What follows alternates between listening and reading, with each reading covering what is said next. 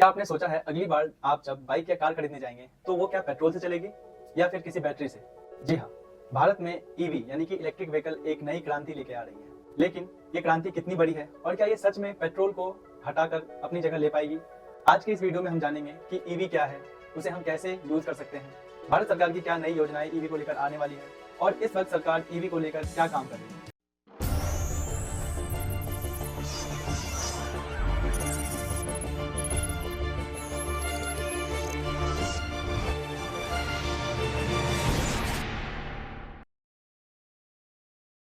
नमस्कार, मैं शुभम कुमार स्वागत करता हूं आपका हमारे आज के खास वीडियो में। तो क्या है ईवी? ईवी यानी कि इलेक्ट्रिक व्हीकल, जिसे चलाने के लिए किसी पेट्रोल या डीजल की जरूरत नहीं होती। ये केवल बैटरी पर और चार्जिंग सिस्टम पर चलती है। इसकी एक बहुत मुख्य विशेषता है कि यह जीरो कार्बन इमिशन करती है, यानी कि पर्यावरण में जीरो धुआं छोड़ती है। बिल्कुल भी किसी प्रकार का कोई जहरीला गैस पर्यावरण में नहीं छोड़ती है। मुख्य प्रकार से ईवी तीन तरह के होते हैं, जिसे हम बीईवी, पीएचईवी और एचईवी कहते हैं। बीईवी यानी कि बैटरी इलेक्ट्रिक व्हीकल, पीएचईवी यानी कि plug in hybrid electric vehicle और एचईवी यानी कि हाइब्रिड इलेक्ट्रिक व्हीकल। ये सभी बैटरीज अलग अलग प्रकार के हैं जो चार्जिंग सिस्टम पे बेस्ड है। भारत में अगर ईवी के इतिहास की बात करें तो सबसे पहले रेवा ने महिंद्रा के साथ मिलकर भारत में 2001 में ईवी व्हीकल लॉन्च किया था, जिसे महिंद्रा E20 के नाम से लॉन्च किया गया था। शुरुआती वर्षों में ईवी सिर्फ 2 पहिए वाहन और 3 पहिए वाहन के रूप में आया था, लेकिन इस वक्त 2017 के बाद जब भारत सरकार ने ये लक्ष्य निर्धारित किया कि 2030 तक हम भारत में 70% ईवी व्हीकल लाएंगे, उसके बाद लोगों में और ईवी बनाने वाली कंपनियों में एक नई क्रांति आई है, जिनसे वो इसके उत्पाद को ज्यादा से ज्यादा और जल्दी से जल्दी शुरू कर चुके हैं। 2017 के बाद कई ऐसी कंपनियां जो अभी तक ईवी में नहीं थी, जैसे कि ओला इलेक्ट्रिक, एथर एनर्जी और महिंद्रा जैसी कंपनियां बहुत बढ़ चढ़कर ईवी के उत्पाद में हिस्सा ले रही है।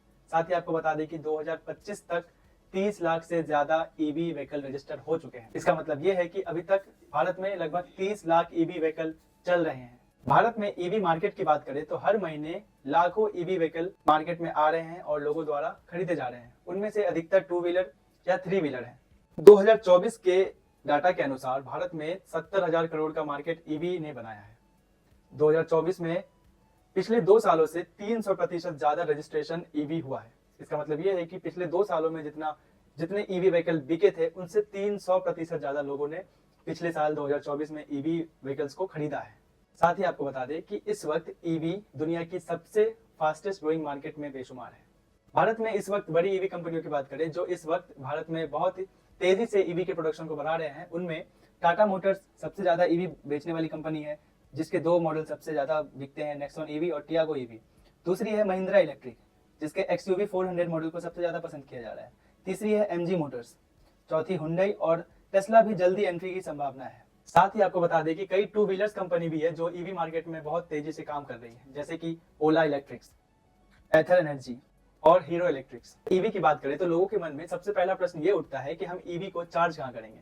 इसके लिए सरकार ने कई नीतियां लाई हैं, कई योजनाओं पर अभी काम चल रहा है। भारत में अब 2025 तक 10,000 से ज्यादा ईवी चार्जिंग स्टेशन को इंस्टॉल कर दिया गया है, जहां पर लोग बहुत ही आसानी से बैटरी चेंज सिस्टम के हिसाब से अपने गाड़ियों की बैटरी चेंज करके वहां से चार्ज बैटरी लेकर अपनी गाड़ी को चला सकते हैं। ईवी उद्योग के बढ़ने से भारत में कई बैटरियों के उद्योग को भी बढ़ावा मिला है, जिनकी मदद सरकार भी कर रही है, ताकि वो अच्छे से अच्छे क्वालिटी की बैटरी बना सके, जो लंबी दूरी तक तय करने वाले लोगों के लिए भी ईवी सुविधाजनक हो सके।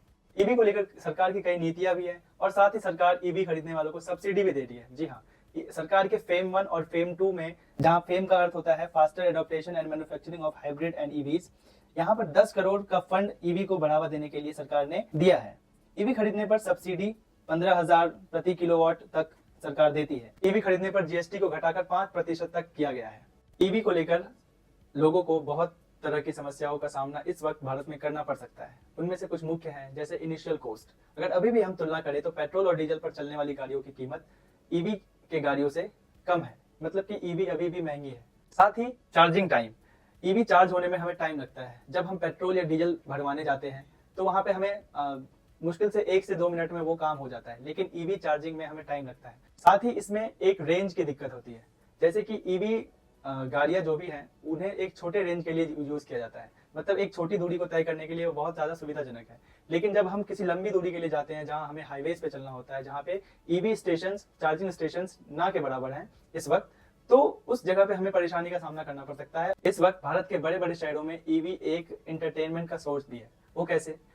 अगर आप दिल्ली की बात करें या फिर कुछ कलकत्ता की बात करें, तो ऐसे शहरों में यूलू जैसी सुविधा है, जहां पर लोग अपने परिवार के साथ या दोस्तों के साथ ईवी बाइसाइकिल जो होते हैं, जिन्हें हम यूलू कहते हैं, उनका उपयोग करके वो अपने मनोरंजन का साधन बना सकते हैं, जहां पर कुछ सीमित समय के लिए कुछ पैसे देकर लोग उस ईवी का यूज कर सकते हैं और घूम सकते हैं। अब बात करते हैं कि भारत सरकार की भविष्य में ईवी को लेकर क्या लक्ष्य। आपको बता दें कि भारत सरकार ने 2030 तक 30 करोड़ ईवी होने का दावा किया है भारत में, और साथ ही 2070 के लक्ष्य जीरो कार्बन एमिशन में ईवी का होना बहुत ज्यादा जरूरी है।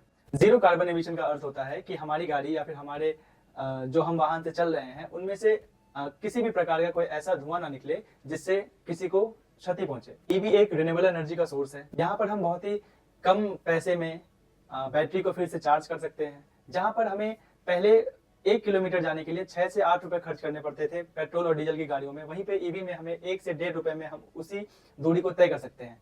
तो आय की दृष्टि से ये काफी सस्ता है, साथ ही पर्यावरण और हमारे प्रदूषण को नियंत्रित करने के लिए ये काफी अच्छा मॉडल है। आइए अब बात करते हैं कि इस वक्त भारत की परिस्थिति को देखते हुए भारत में किसे ईवी लेना चाहिए और किसे नहीं लेना चाहिए। दोस्तों, अगर आप रोजाना एक छोटी दूरी को तय करते हैं 60 से 80 किलोमीटर के बीच तक, तो आपके लिए ईवी सुविधाजनक है। और अगर उस बीच में कोई चार्जिंग स्टेशन है तो फिर यह और भी अच्छा है, क्योंकि आप इसे बहुत ही आसानी से चार्ज कर सकते हैं।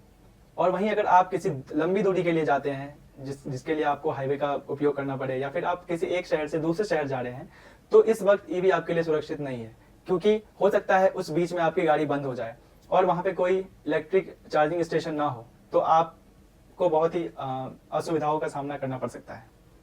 तो इस पर आपकी क्या राय है और आपको क्या लगता है इस वक्त भारत में ईवी कितनी सुरक्षित है? इन सभी बातों पर आप अपनी राय हमें जरूर भेजें। धन्यवाद।